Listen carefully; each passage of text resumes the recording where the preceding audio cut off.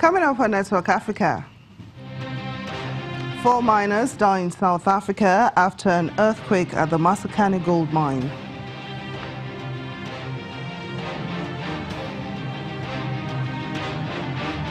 Mozambique opposition leader Afonso Lucama dies at the age of 65.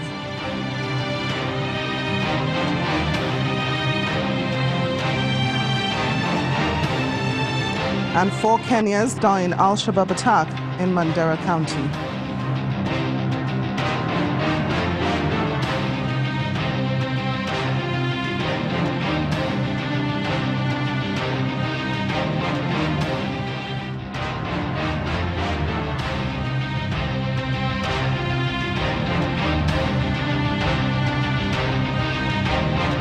Hello and welcome to the program. I'm Temitope Fagbemi. We begin today in South Africa, where at least 4 men have been killed by an earthquake after being trapped in the Matsakane gold mine in Johannesburg. Reports say that the victims were part of a group of 13 miners working when a seismic movement struck, causing a cave-in. South Africa's Mineral Resources Minister, Mr. Gwede Mantashe, has extended his condolences to the families and friends of the workers. In February, over 900 mine workers were rescued after being trapped underground for more than 24 hours. We've got 10 out. There's still 3 remaining. Obviously, as time goes on, it becomes more and more critical. But I think the problem is where they are, it's quite a dangerous situation. You've got a lot of loose rock around, and we don't want to cause any more incidences or any more safety issues for our rescue crews and employees. So we really have to be cautious about how we approach this now. Has that shaft been closed now for operations? The entire Driefontein operations are not. There's no operations going on. We have got some crews going down just to put in support in some of the other workplaces, so that when we are able to resume operations, our employees are not put in an unsafe position. What safety measures will you take now moving forward? Well, again, I mean, it's difficult to say because, we've got quite advanced seismic monitoring systems in place, but it's difficult to predict exactly where these things are going to take place. We also have got quite, safety standards and support standards, which generally can cater for seismic activity. I mean, these events happen almost every day on the West Wits, and generally there's no issues, but we need to look at this particular situation and see what resulted in this amount of rock going into the workplace and see what we could have done to avoid it, and then we'll be able to see whether we can take any remedial action. Let's get more on this story from a South Africa Bureau Chief, Betsy Dibia. Thanks for joining us on the program. Thank you, Tope. So what's the latest on the 6 miners who were trapped underneath? Well, there were actually 13, but 10 were brought out. 4 succumbed to their injuries, and 3 are still unaccounted for.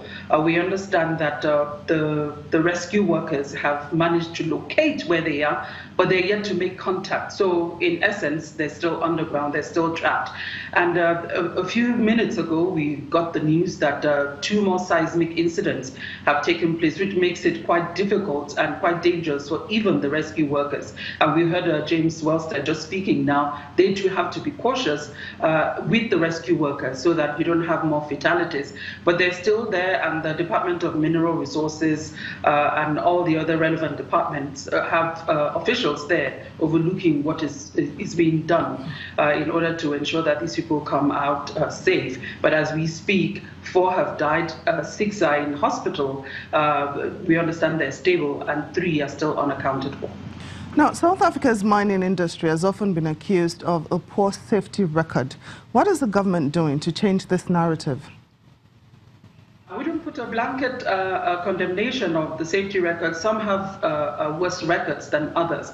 We know that Sibanye-Stillwater, the company involved in this particular case, has had a bad year from last year to this year. Even this year alone, you talked about the 955 people. That was the Beatrix mine of Sibanye-Stillwater.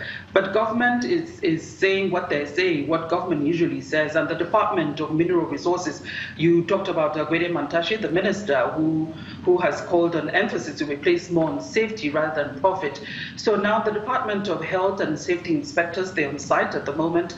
But beyond that, the minister has said that to avert this, because most of the fatalities recorded, especially from 2017, about 1/3 of that was caused from seismic incidents. So he's requested a team comprising his department officials, the Council for Geoscience, Mine Health and Safety Council, the Center for Scientific Research and the likes, including rock engineers, seismic experts, to look into this urgently in order to assist that industry to better anticipate and deal with incidents like that.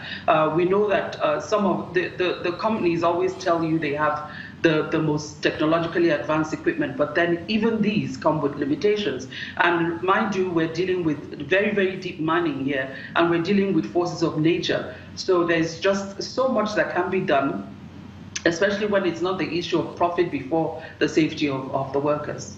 Talking about the 955 miners who were trapped in February for more than 24 hours, was anybody sanctioned for that incident, even though luckily nobody died? I wouldn't say sanction, but I know there's a lot more pressure on the operators to ensure that safety comes first. Luckily, nobody died. Maybe that's why, I wouldn't say sanction, but there's much more pressure on the people from the government, from the oversight committees, as well as the labor unions, to ensure that there's more safety considerations. There are more safety plans to ensure that people are much safer while they're underground, because the country has some of the deepest mines in the world, and it's really important for that, because we've recorded quite a number of fatalities in the past years in this industry.